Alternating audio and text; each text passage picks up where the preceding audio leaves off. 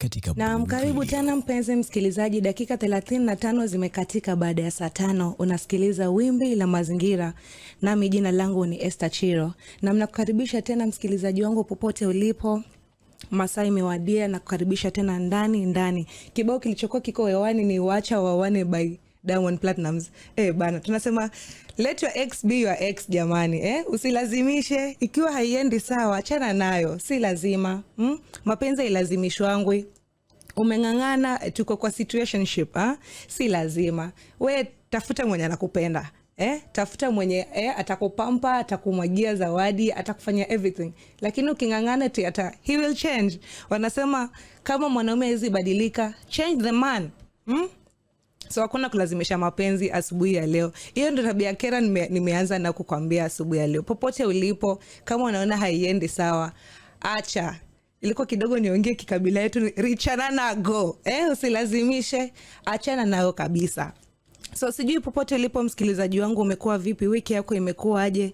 Mimi wiki yangu imekuwa shwari. Na kabla tumalize kipindi cha juzi last week kilichopita, nilikuwa nimekuahidi kuwa nitakuletea sensa ama takwimu zenye zilikuwa zimeweza kufanyika na mambo na mbuga za wanyama. Manake last week tulikuwa tunadiscuss kuhusu vile Rais William Ruto alikuwa anafungua mandhari mapya ya kuwekeza rhinos, si ndio? So leo nimekuja na sensa hizo.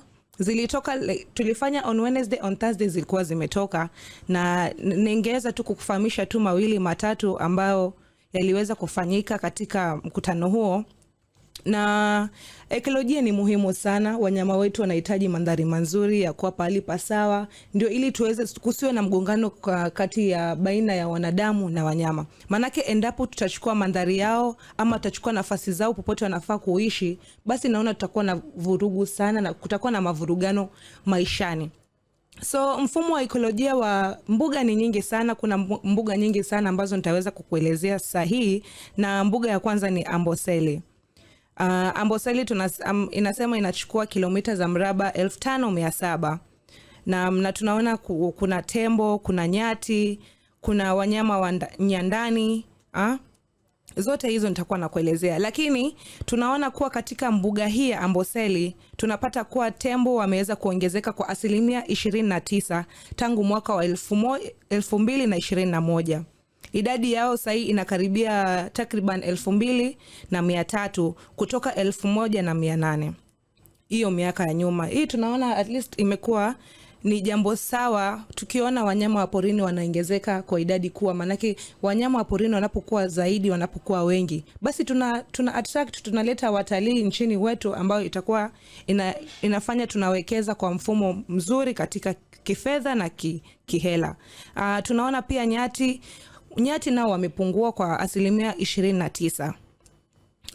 Ukame umezidi kuwa mwingi katika mbuga hii, so imekadiria na kuonyesha kuwa nyati wameweza kupungua kwa kiasi kikubwa. 29% si nambari kidogo, kwa sababu ya ukame na pia malisho. Pia tunaona vile nilikuwa nimekueleza dakika 2 zilizopita ya kuwa endapo tutachukua mandhari ya wanyamapori, basi tutapata kuwa malisho yao yatapungua, na endapo malisho yatapungua ukame utazidi. Hasa ndio maana tunaona kuwa nyati wamepungua. Tunaona pia wanyama wa ndarini, idadi bado inazidi kubadilika. Hesabu za awali zilikuwa zinaonyesha pundamilia walikuwa wengi, lakini naona pia wamepungua.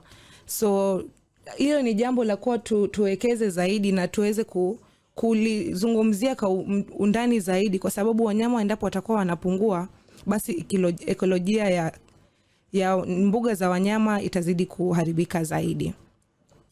Tumetoka kwa Amboseli, tunarudi kwa Masai Mara. Masai Mara pia ni ekolojia nyingine ambao inaweka wanyamapori, na hii imesemekana kuwa ina msongamano mkubwa zaidi ya wanyamapori kote nchini. Masai Mara iko na mkusanyiko wa wanyama wengi katika nchini kote, na tunaona tembo, tumeona imeongezeka. Idadi ya tembo katika mbuga hii imeongezeka kwa kutoka 2,595 mwaka wa 2021 hadi 2,702 mwaka huu wa 2025. Hii ikionyesha kuwa utulivu wa kudumu licha ya ukame. So tunapata idadi ya tembo imeweza kuongezeka kwa asilimia kubwa. Lakini bado tunarudi tena, bado katika mbuga hii Masai Mara tunapata upungufu wa nyati umeweza kupungua tena. So lazima kuwe na jambo, lazima liwe tutaweza kulijadili na kuliangalia kwa undani zaidi. Kama nyati, kwa nini nyati wanapungua katika kila mbuga? So tunaona nyati wamepungua kwa asilimia kubwa sana, asilimia 20. Msikilizaji wangu, hiyo ni asilimia kubwa sana endapo kwa tutapoteza nyati hawa, na asilimia yenyewe nasema imepungua kutoka 11,064 hadi 8,788. From 11,000 to 8,000, hiyo ni asilimia kubwa sana ambayo imeweza kuwa imepungua kwa wanyama hawa.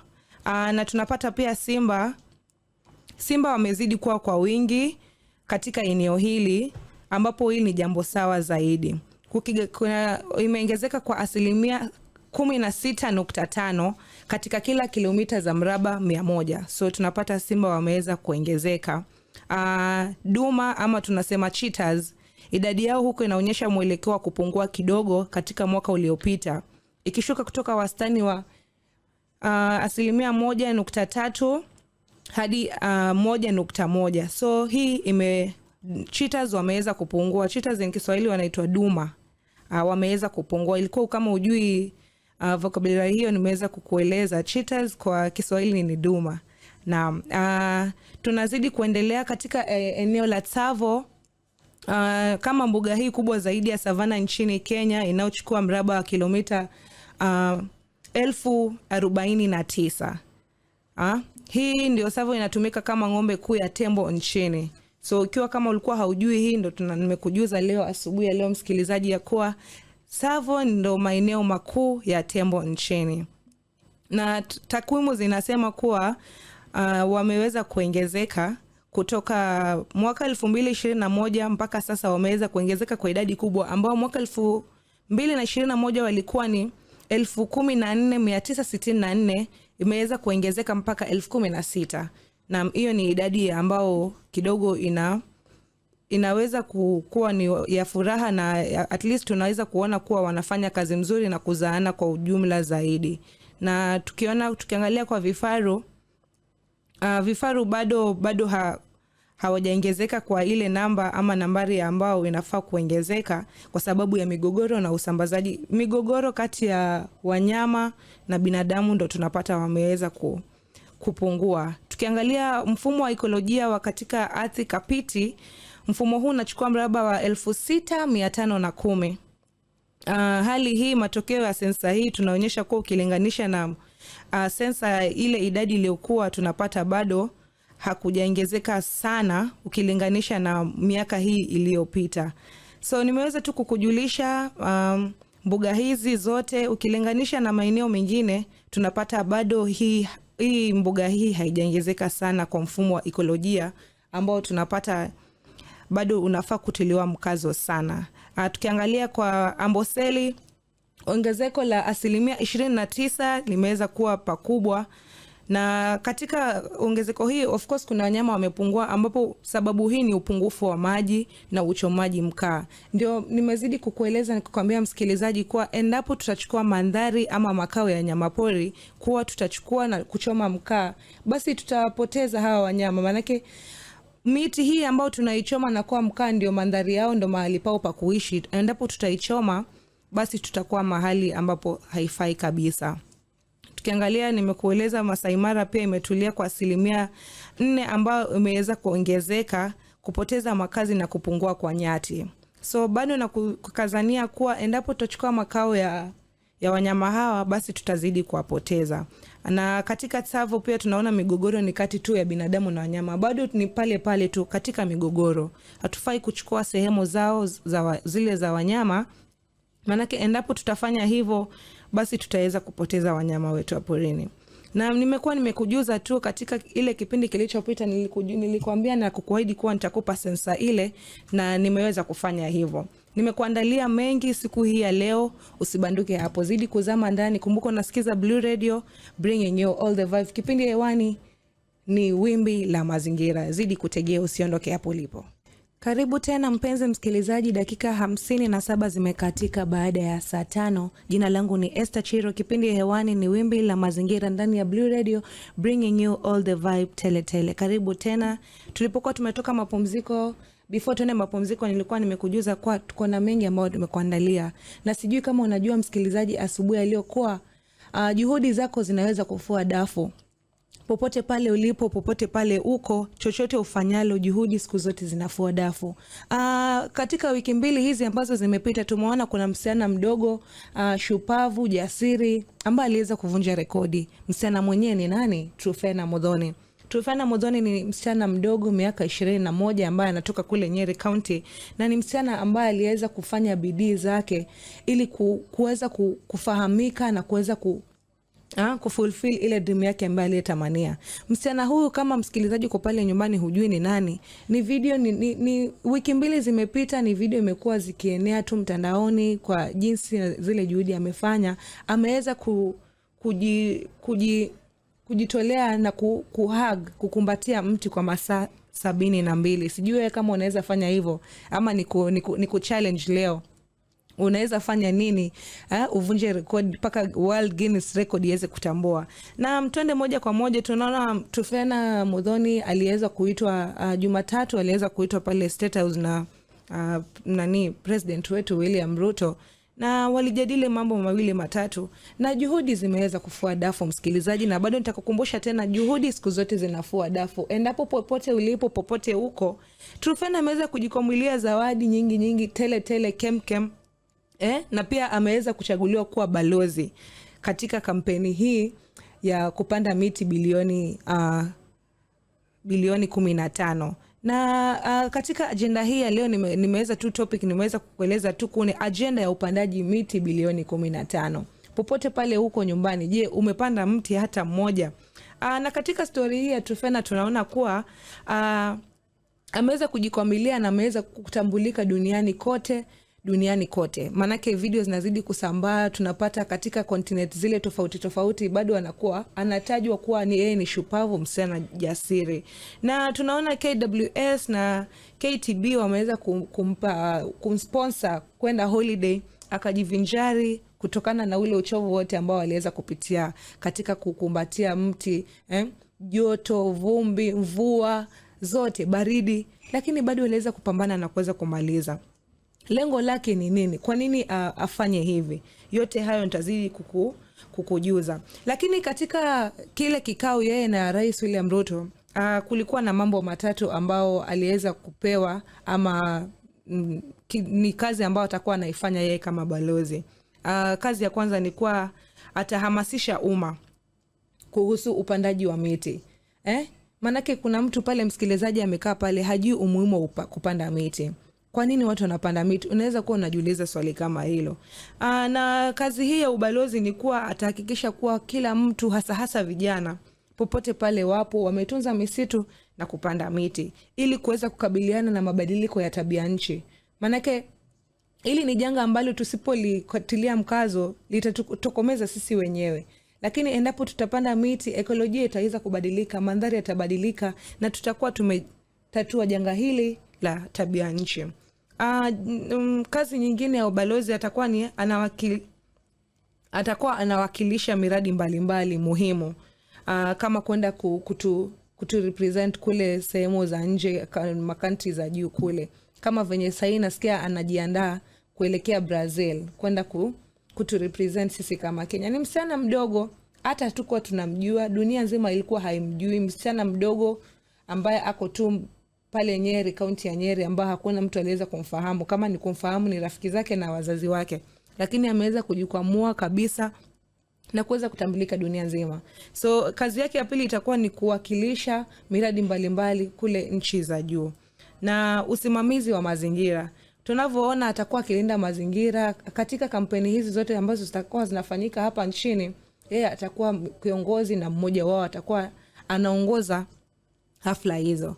Tunaona ameweza kujikwamilia jina kuu zaidi, ambapo kuandikwa kwa World Guinness Record si jambo rahisi.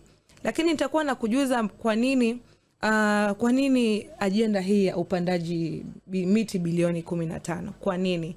Maanake tunaona miti ya kiasili pale katika misitu yetu imeweza kukatwa. Hakuna tena misitu ya kiasili. Na endapo tutakuwa tumeamua tupande miti, tunapopanda hatuifuatilii kuona kama iliweza kukua ama ilikufa. Sasa katika kampeni hii itakuwa tu ni upandaji wa miti bilioni 15. Na maybe ni kujuze tu katika agenda hii iliweza kuanzishwa pale mwaka 2022 na Rais William Ruto. Baada ya kuona kuwa miti inakatwa kiholela, watu wanakata miti kwa kutengeza mkaa, akaona basi tufanye agenda hii. By the time agenda hii imefika, manake mwisho itakuwa ni 2032, agenda hii iwe imetimizwa na by mwaka huo iwe miti bilioni 15 imepandwa. Na katika agenda hii kuna programu ambayo nitakuwa na kueleza. Programu hii ambayo itakuwa inaweza kukuwezesha wewe msikilizaji kuweza kufanikisha kwa upandaji wa miti hii bilioni 14. Na nimekueleza kuwa kampeni hii inatarajiwa kukamilika Disemba mwaka 2032. Na tukizingatia tu katika upandaji miti, msikilizaji, tusio tu tumekwamilia kwa kungoja tu siku kuu zenye zimewekezwa ili tuweze kupanda miti. Hapana. Katika miti tunapaswa, katika kupandaji miti kila siku tunafaa kupanda miti.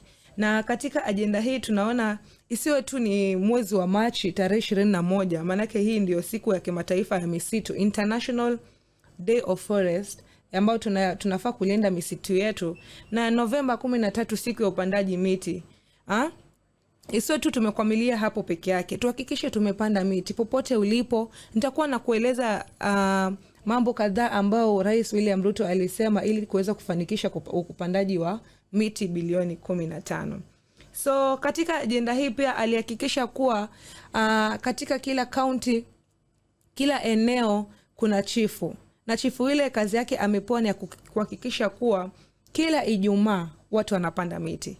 Kila Ijumaa watu wanapanda miti, watu wanajitokeza kwa kupanda miti. Lakini utakuwa unajiuliza miti hii tutaitoa wapi? Hayo yote nitakuwa nakujuza kwa muda usikuwa mrefu. Na katika kazi hiyo ya chifu pia alihakikisha pia tuhakikishe kuwa miti 250 iwe imepandwa kila mwezi. Sijui kama wewe unaweza jitokeza na kufanya kazi kama hiyo. Miti 250 kila mwezi, chifu aweze kutuongoza katika upandaji wa miti hiyo. Na katika upandaji wa miti tuko na programu ambayo itakuwa inaweza kutusaidia kujua ni miti gani ya kiasili ambayo tunafaa kupanda na wakati gani na pahali gani. So hapa nitakujuza tu orodha ya miti ya kiasili kulingana na ekolojia ambayo watu wanafaa kupanda, wewe kama msikilizaji. Na nitakuwa tu na kusomea tu miti ya kiasili kwa maeneo mahususi, nyanja za juu na maeneo ya baridi kama vile Nyeri kule ambako Truphena ametoka, Limuru na Kericho. Miti kama mvule, Meru Oak, huu ni mti bora kabisa ambao unatoa kivuli kizuri. Tunaona pia kuna Podo Yellowwood ambao mti huu unastahimili baridi. Nimekuambia tu miti hii ambao ninakusomea ni miti ambao inastahimili kule nyanja za juu. So tunaona kuna Podo Yellowwood, huu ni mti ambao unastahimili baridi. Kuna Muringa, hukua haraka na hutoa maua yanayovutia nyuki. Nimeweza kusomea miti hii ya kiasili mitatu ambao inaweza kukua vizuri katika nyanja za juu. Na tunaona pia kuna maeneo ya pwani ambao yana joto sana kama huku Mombasa ambapo tuko.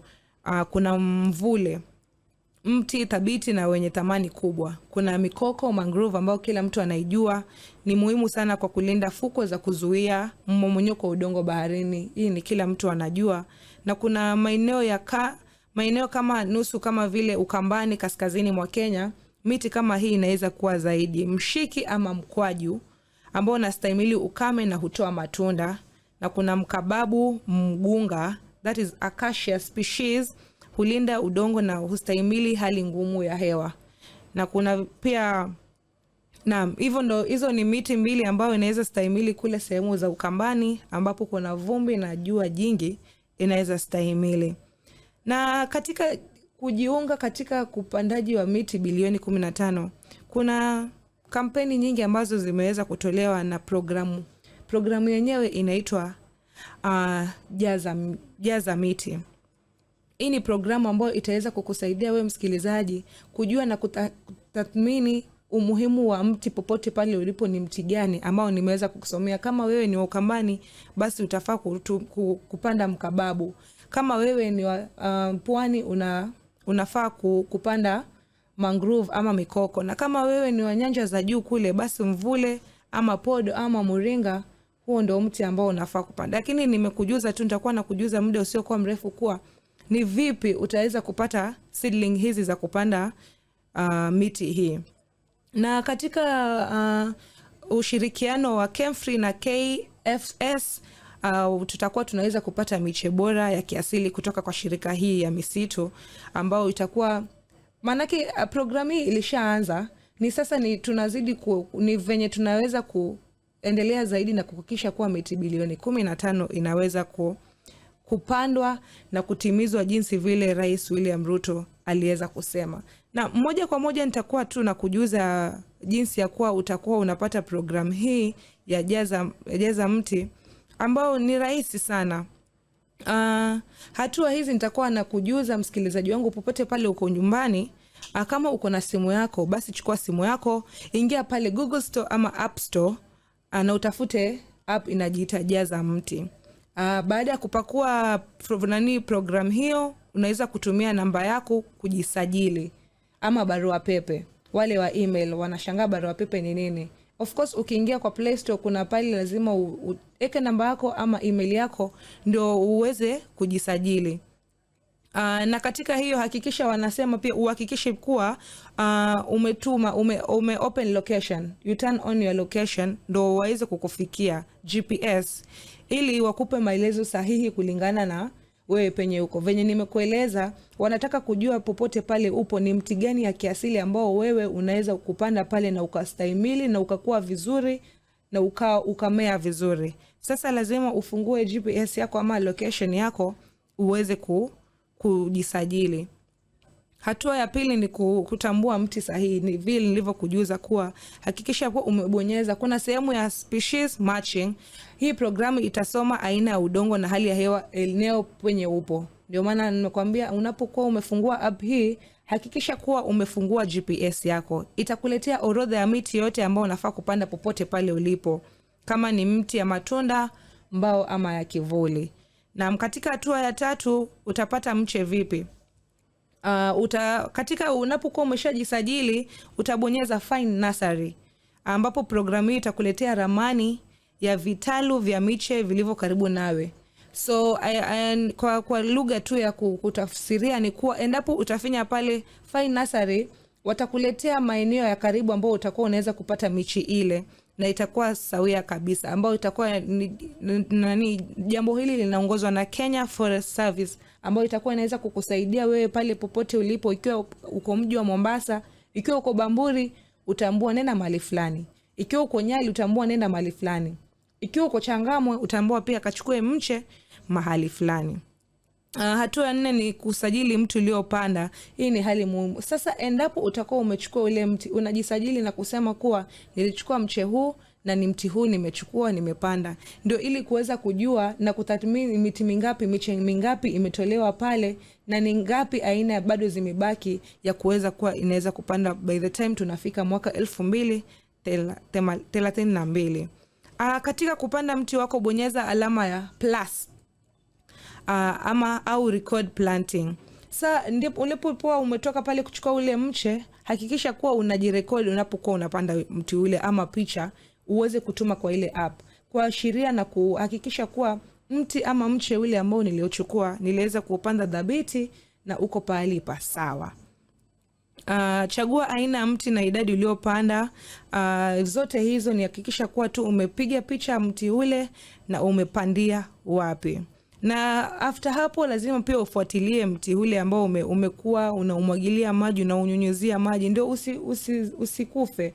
Manake utakuwa umefanya kazi bure endapo kwa utakuwa umechukua mche ama umechukua mti kupanda. Tumesema agenda yetu ni kupanda miti bilioni 15. Sasa kama hautakuwa umeunyunyuzia maji sahihi ama kuhakikisha kuwa unakuwa vilivyo, basi utakuwa umepoteza muda wako. So hakikisha kuwa unafuatilia. Na pia nasikia kuna kufuatilia makundi ya ushindi.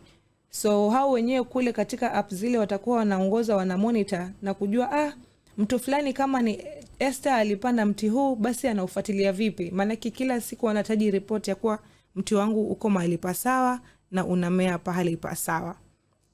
So katika app hiyo bado kuna mahali kuna my dashboard kuona jumla ya miti uliopanda. Panda miti mingi, panda miti mingi zaidi. Angalia kama umeweza kufikia kikundi cha shaba. So kuna groups za kuwa endapo utakuwa umepanda miti mingi, kuna makundi matatu. Kuna shaba, fedha na dhahabu, bronze, silver na gold. Sasa ni wewe ndio utajua uko katika kikundi gani. Endapo kwa utakuwa uko mahali pa bronze, utaona imejiweka hapo. Manake utakuwa kama umetuma mti wako na picha na miti mingi zaidi, basi kuna kikundi ambapo utakuweza kuweka na utaweza kujua. So nakuuliza tu msikilizaji, unajua tu kupanda miti mingi zaidi, jina lako linaweza kuonekana kwenye ubao wa viongozi. So wewe juhudi yako na bidii yako ya wewe kupanda miti katika app ile, kila saa ukipanda miti una record picha ama unatuma video ya vile unapanda mti, inaweza kuhakikishia na kuchukua njia bora zaidi na ukapatikana katika majina ambao watakuwa ni viongozi wa kuturepresent kule nyanja za juu mbalimbali. So wasikilizaji wangu, kutumia Jaza Mti ni zaidi ya teknolojia. Ni kuweka tu sahihi na kuhakikisha pia unajitokeza katika kitabu cha historia. Manake malengo yetu ni kuhakikisha kuwa tunapanda miti bilioni 15. Na je, nakuuliza katika venye nimekusomea app hii, je, unahakikisha kuwa kama ulikuwa hujui umejua? Na je, unahakikisha kuwa utaenda kufungua simu yako na ujisajili katika app hiyo? Nimekueleza njia zote rahisi. Endapo uko na swali, mitandao yetu iko wazi na tutaweza kukujibu zaidi. Tuweze kupanda miti. Na niko na tu maswali mawili ya wewe msikilizaji, utajijibu mwenyewe ya kuwa, je, kutoka kampeni zilizoandaliwa umeweza kupanda miti mingapi? Manake ajenda hii ilianza mwaka 2022 na sasa tuko mwaka 2025. So far umepanda miti mingapi ama ni miche mingapi? Na kama huko unajua kuhusu app hii, nimeweza kukujuza. App hii ni kuwa inaweza kumonitor ni miti mingapi umepanda, miche mingapi umepanda, ndio ili kuweza kupata record ama kupata nambari sahihi ya kuhakikisha kuwa ni miti by the time tunafika mwaka 2032 ni miti bilioni 15 imeweza kupandwa. Na je, unadhani katika mwaka 2032 utakuwa tumeweza kuwekeza katika kupanda miti bilioni 15? Hilo ni swali unafaa ukae chini ujiulize. Manake mimi kama mtangazaji wenu nimeweza kukupa njia mbadala ya kuwa venye utakavyopanda mti. Endapo umejiuliza utapata michi vipi, nimekuelea katika app hiyo kuna mahali watakujuza pahali karibu nawe unaweza pata miche ile. So usikae nyumbani useme nitapanda miti vipi na njia mbadala nimeweza kukupa. So tuweze kupanda miti kama vile tumeelekezwa na aliye hayati Martha Wangari Maathai aliweza kupanda miti katika misitu ile. Alihakikisha kuwa hakuna mti unakatwa kwa ajili ya vizazi vyetu. Nitazidi kukueleza mengi, tunachukua tu mapumziko mafupi na baadaye tunarudi na mengi zaidi. Usiende mbali.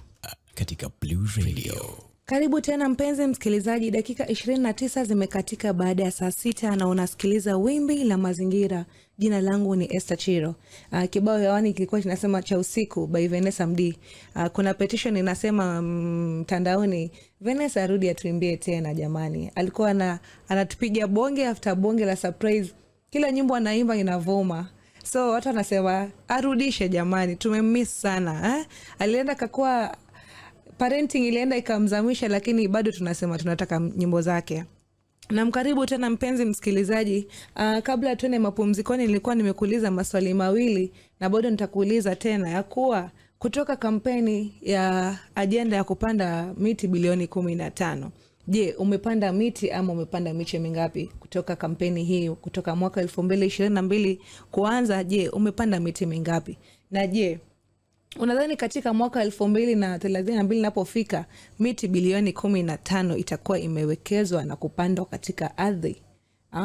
Naweza nimekupa tu maswali balaga hao mawili, msikilizaji wangu popote pale ulipo na nisikiza. Kumbuka unasikiza Wimbi la Mazingira ndani ya Blue Radio, tuna bring you the vibe. So katika mwaka huu ulipoanza hadi paka sasa Disemba, kuna mafanikio mbalimbali ambao kama nchi tumeweza kufanya katika masuala ya mazingira.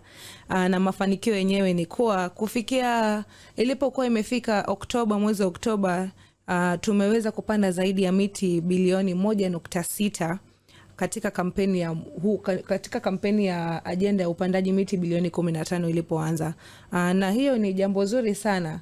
Lakini tumefikia mwaka 2025 bado tuko bilioni 1.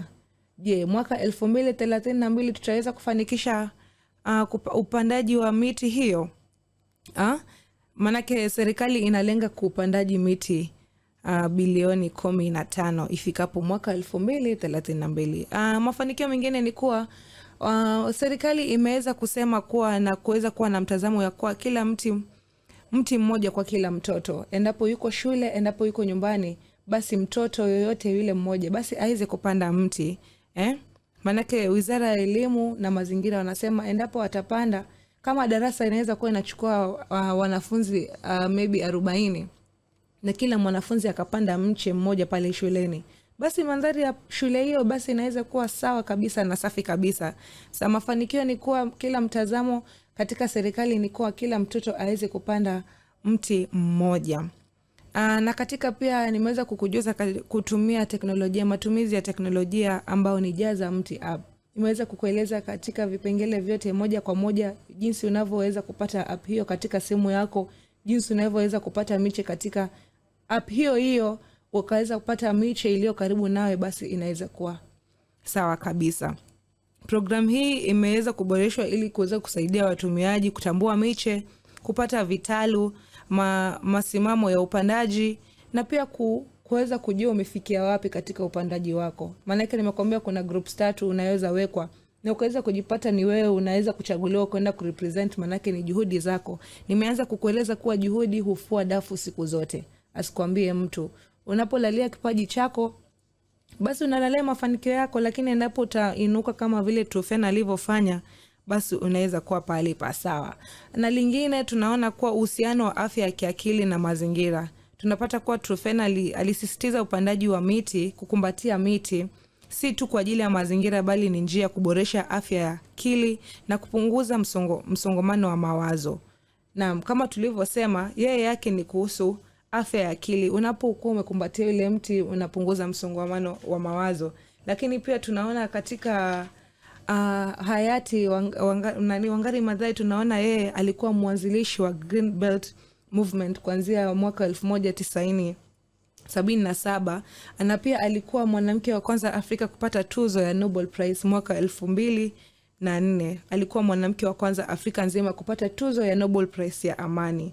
Na yeye yake ilikuwa anasema tunapopanda mti tunapanda mbegu za amani na matumaini. Kwa Truphena naye anasema tunapokuwa tumekumbatia ule mti tunaondoa msongamano wa mawazo, na tunaondoa msongamano wa mawazo. Sasa tunaona kuwa Truphena amezidi kufuata nyayo za Wangari Maathai. Na popote pale ulipo wewe, usiweze kulalia kipaji ama kipawa chako. Amka, zindua kitu na utatambulika. Tunaona Truphena, nimekujuza kuwa hakuwa ni mtu anajulikana mahali kokote, but alipokuwa amekumbatia ule mti kwa ushirikiano wa rafiki na jamii, ameweza kutambulika na anajiandaa kwenda Brazil kuturepresent sisi nchi kama nchi yetu ya Kenya. Bado nazidi tu kukuuliza maswali yale mawili kuwa wewe toka ajenda hii ianze umepanda miti mingapi? Na je, kufikia mwaka 2032 je, unaona kuwa tutakuwa tumeweza kutimiza ama kukamilisha ule upandaji wa miti bilioni 15? Nimeweza kukujuza pia, na katika hafla ya Jamhuri Day tunaona pia bado Rais William Ruto aliweza kuzungumzia tu maswali yale ya kuwa tuweze kutunza mazingira, kupanda miti. Wanasema unapokata mti mmoja panda 5, na si tu kupanda, kuifuatilia ikue kwa kiwango sahihi kiwango cha sawa kabisa. Maana utakuwa umepanda ule mti na utafuatilia utakuwa umefanya kazi gani. Utakuwa hujafanya kazi yoyote hapo ya maana. So tuhakikishe kuwa unapokata mti mmoja unapanda 5. Na tuwezi kuweza kuhifadhi misitu yetu. Wangari Maathai alikuwa ni mwanamke jasiri shupavu, aliweza kuhakikisha na kupaza sauti yake na kusema kuwa lazima misitu ilindwe. Misitu lazima ilindwe kivyo vyote vile. Bado nangoja tu majibu yenu, nataka kusikia, maana yake nimekujuza tu. Endapo kuwa utakuwa umeweza kufanya jambo hilo la kupanda mti popote pale ulipo, basi utakuwa umefanya jambo la sawa. Usikae tu nyumbani atuseme kuna mtu atakuja afanye. So Rais William Ruto alikuwa na haya kusema kuwa kupandaji miti si mradi wa serikali, ni wajibu wa kila Mkenya kwa nchi yake na vizazi vijavyo. Isiwe tu ni sisi peke yake tunapanda miti, ama unakaa tu nyumbani useme ni kazi ya serikali. La hasha. Ni kazi ya kila mtu apande mti. Popote pale ulipo, nyumbani, shuleni, kazini, panda mti. Na pia aliweza kuongea kuhusu mambo na mbuga za wanyama katika hotuba yake, na kusema mbuga zetu ni rasilimali ya thamani kubwa ambao hatuna haki ya kuiharibu. Venye tulivyosema kwa tuhakikishe kuwa hakuna mgongano kati ya wanadamu na wanyama tunaingiliana na masuala ya mazingira. Lazima tushirikiane na mataifa yote kukabiliana na upotevu wa viumbe.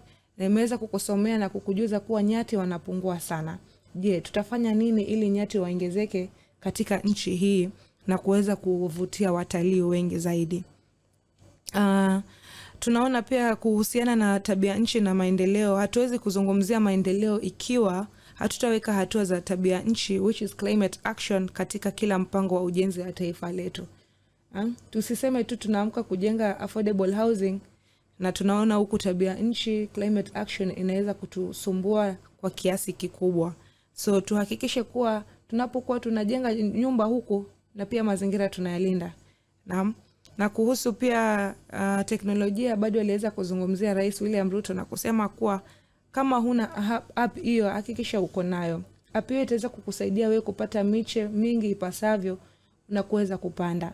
Na popote ulipo, kama umejua habari hii, ulikuwa unasikiza, umepata kujua habari hii, basi juza jamii yako. Waambie ni muhimu, chukua simu zao, wasajili katika simu zao na waweze kukimbia pale karibu, kituo cha karibu ambacho unaweza kupata miche na uweze kupanda na tuweze kulinda mazingira yetu. Na nimeweza kukujuza hao, ilikuwa ni 2-3 ambao nilikuwa nakujuza kuhusu ajenda ya upandaji miti bilioni 15. Na tunaporudi, na tunachukua tu mapumziko, tunaporudi na kuja kumalizia tamati. Usibanduke hapo. Karibu tena mpenzi msikilizaji, dakika 52 zimekatika baada ya saa 6. Kipindi cha Lala Salama, unasikiza Wimbi la Mazingira. Jina langu ni Esther Chiro. Na bado nazidi kukuuliza, nimekupa maswali mawili balaga msikilizaji. Je, nakuuliza, kutoka kampeni izinduliwe ya ajenda ya upandaji wa miti bilioni 15, je, umepanda miti mingapi kutoka ajenda hii ianzishwe mwaka 2022? Na je, unadhani katika mwaka 2032 ajenda hii itakuwa imeweza kuwakilishwa na miti bilioni 15 itakuwa imeweza kupandwa? Hiyo ni swali naweza kukuuliza asubuhi ya leo. Ukae ujiulize ni yapi yatakayojiri. Mengi yameweza kutokea katika mitandao yetu na katika sekta ya mazingira kwa jumla, na tunajua katika mambo na mazingira na upandaji wa miti ni tupande tu miti kwa ajili ya hewa safi, watu wasikate miti na kuchoma mkaa. Na katika msichana yule tunapata alikuwa ameashiria, kuna nywele zile rangi alikuwa ameashiria, na sote tunajua kuwa nyeusi ilikuwa inatambulisha Kiafrika, uthabiti na asili, na pia inaashiria kujithamini na mzizi wa kitamaduni. Tunaona pia kahawia ilikuwa inawakilisha mazingira, unyenyekevu na uhalisia. Huu huonyesha muunganiko wa binadamu na maumbile. Tunapata pia dhahabu ama blonde, ni ishara ya mwanga, matumaini, ubunifu na kujiamini. Nyekundu huashiria nguvu ya mwanamke, ujasiri na mapambano ya shauku, ni rangi ya msimamo na sauti ya mabadiliko. Mwisho kabisa ni rangi asilia, ujumbe wa kujipenda, kukubali nafsi na kupinga viwango vya urembo vilivyolazimishwa. Pia huakisi uhuru wa kujieleza. Na hizo ndo kala zenye Tufain alikuwa ziko kwa kila mtu anajiuliza mbona hizi kala nimeweza kukujuza. Na hatuna mengi, nimeweza kukujuza tu yale yalikuwa yamejiri katika mitandao yetu na nimeweza kukufafanulia kabisa. Na msikilizaji popote ulipo, uko na jamii, uko na mtu, jomba, shangazi, mtoto ambaye yuko shule na bado hajajiunga katika app ile, basi muweze kumuelekeza na zile instructions zenye nimeweza kukujuza. Aingia kwa Apple Store ama Google Store, tafute app inajiita Jaza Miti, alafu ufuate tu zile instructions ziko pale. Topic yetu, agenda yetu ilikuwa tu ni kukujuza tu agenda ipo iliyowekezwa na William Ruto, Rais William Ruto katika upandaji wa miti bilioni 15. Je, umeweza kupanda? Na je, katika mwaka huu utakao afanikishwa mwaka 2032, je, miti bilioni 15 itakuwa imeweza kupandwa? Naam, sina la ziada, na pia naona shamra watu wako mbioni. Na katika shamra hizo za Krismasi, ni festive season. Yesu anazaliwa, tunaona watu wameanza kujiandaa dhabiti, tuweze kuwa makini. Bado nataka kuone mwaka ujao ukitune in katika Wimbi la Mazingira, ukiweza kunisikiza, uweze kunisikiza zaidi. So tukue tu waangalifu, manake tunaona ajali barabarani zimezidi kuwa nyingi. Tuwe waangalifu endapo popote unapoenda, marafiki ambao unatembea nao, basi tutaweza kujua wewe ni mtu gani, wa aina gani. So katika shamra hizi za Disemba, tuwe tu waangalifu. Najua wengine wanajiuliza Mkuu na Ruto walienda wapi? Watakuwa nasi, nadhani watakuwa nasi kuanzia mwaka ujao tunapokuwa tunafungua mwaka. Lakini nimekupeleka na Rieng hii mwezi yote, so sitie shaka. Tuweze tu kuangalifu katika msimu huu wa Krismasi. Msikilizaji, bado tunataka kukusikia na kukuona tena tunapokuwa tumeenda mwaka mwingine. Na bado nakushauri na kujuza tu, zidi kupanda miti, tuweze kutunza mazingira yetu. Na nitakuwa tu nakutakia Krismasi njema wasikilizaji wangu popote walipo wapendwa. Najua umetenga muda wako ama masaa yako kuweza kunisikiza kuanzia muda wa saa 5 mpaka sasa tunatamatisha kipindi hiki cha leo. Nimeweza kukujuza mawili matatu na umeweza kusikia yote. Bado tunakujuza tu, hakikisha umepanda miti, umetunza mazingira. Na last week Batuan tulikuwa na mgeni Mr. Zero Plastic, na nilikuwa tumekujuza tutakuwa pale Kilifi kuanzia kesho tarehe 18 na tarehe 16 ya kuwa pamoja na kuweza kutunza mazingira, kufanya usafi, na kutakuwa na football fiesta ambayo itakuwa ina happen pale Mnarani. Kama uko pale, uko karibu, basi jitokeze tuweze kufanya usafi baharini, maana kutakuwa na usafi utakuwa unatekelezwa pale siku ya kesho. Alafu siku ya Ijumaa utakuwa na football matching fiesta, entertainment zitakuwa pale. So kama uko karibu ama utakuwa unaweza kufika, basi fika kwa wakati wa sawa. Sina la ziada ila kukutakia tu wakati mwema. Tumekuwa nami kutoka saa 5 mpaka sasa, umetenga muda wako. Sina lingine bali kukushukuru wewe msikilizaji. Asante, na sina la ziada hadi wakati mwingine. Shukran. You're listening to Blue Radio, bringing the vibe.